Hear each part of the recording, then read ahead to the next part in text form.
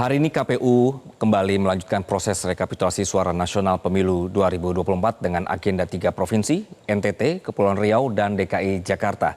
Informasi selengkapnya akan disampaikan jurnalis Metro TV Jose Nicole langsung dari gedung KPU Republik Indonesia. Jose, selamat sore.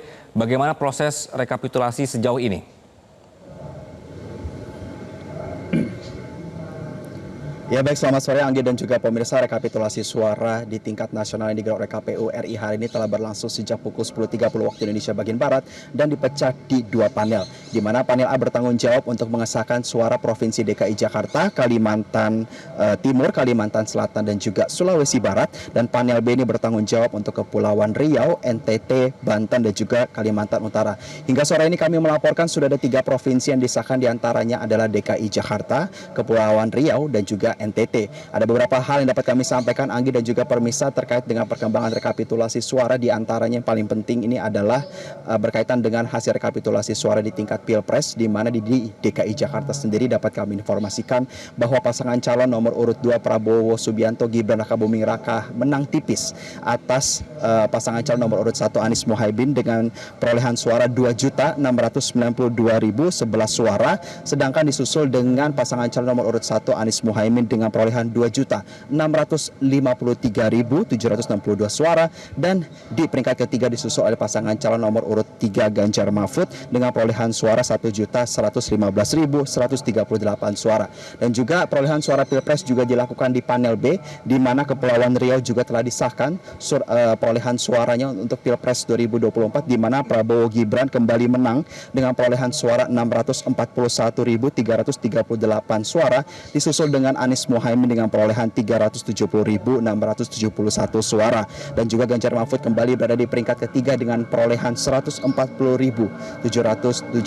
surat suara. Dan juga dilanjutkan di panel B mengesahkan hasil dari Provinsi NTT, di mana Prabowo Gibran menang di 1.798.753 suara, disusul kembali dengan Ganjar Mahfud sebagai peringkat kedua dengan perolehan 958.505 suara, dan di peringkat ketiga ada Anies Mohaimin dengan 153.446 surat suara. Dan berkaitan dengan surat suara di sini, Anggi dan juga pemirsa, juga telah disesuaikan antara jumlah pemilih sah dan surat suara tidak sah masih dapat disinkronkan dengan jumlah perolehan surat suara yang dilakukan untuk Pilpres 2024. Dan setelah skor dicabut sekitar pukul 14.45 waktu Indonesia bagian Barat tadi, Anggi dan juga pemirsa, panel A dilanjutkan dengan Kalimantan Selatan dan panel B dilanjutkan dengan Kalimantan Utara.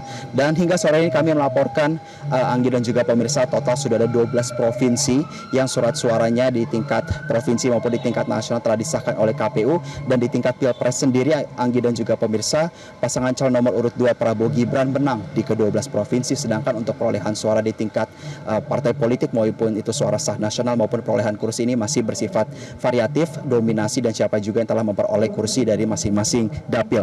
Dan informasi lain dapat kami sampaikan, Anggi dan juga pemirsa, bahwa sejumlah peraturan telah mengatur bahwa rekapitulasi suara oleh Komisi Pemilihan Umum ini diharapkan untuk diputuskan paling lambat tanggal 20 Maret 2024, yang artinya kurang dari 1 minggu lagi KPU masih bertanggung jawab untuk melakukan rekapitulasi suara di lebih dari setengah provinsi yang ada di Indonesia, mengingat bahwa saat ini sudah ada 38 provinsi imbas dari hasil pemekaran beberapa provinsi baru di wilayah Papua. Dan salah satu hal yang telah diantisipasi oleh Komisi Pemilihan Umum seperti halnya hari ini, Anggi dan juga pemirsa, adalah melakukan rapat pleno di 2 rapat pleno yang berbeda, yaitu panel A dan panel B, di mana ketua dan komisioner di sini berbagi tugas untuk melakukan pengesahan suara yang spesifik. Secara hari ini total ada 8 provinsi yang akan dibahas. Untuk sementara demikian, Anggi, dapat kami laporkan kembali ke Anda di studio. Baik, Jose, berarti memang jadi ya untuk 2 panel sekaligus ini untuk mempercepat karena waktunya tadi tinggal seminggu lagi. Jose, hari ini apakah ada catatan khusus yang diberikan oleh KPU Provinsi? Ya, Anggi, terkait dengan catatan khusus yang disampaikan oleh KPU Provinsi untuk berdasarkan pantauan kami DKI Jakarta sendiri berlangsung kondusif dan tidak ada hal yang terlalu dipermasalahkan dari tingkat para saksi.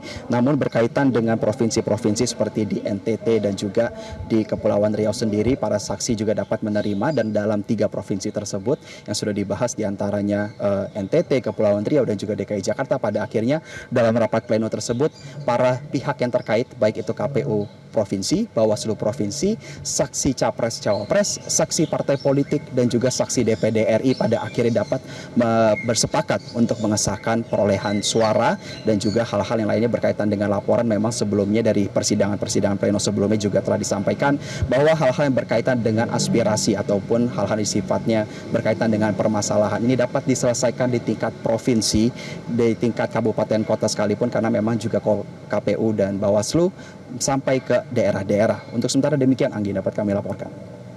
Jose Nicole melaporkan dari Gedung KPU Jakarta. Terima kasih. Jelajahi cara baru mendapatkan informasi. Download Metro TV Extend sekarang.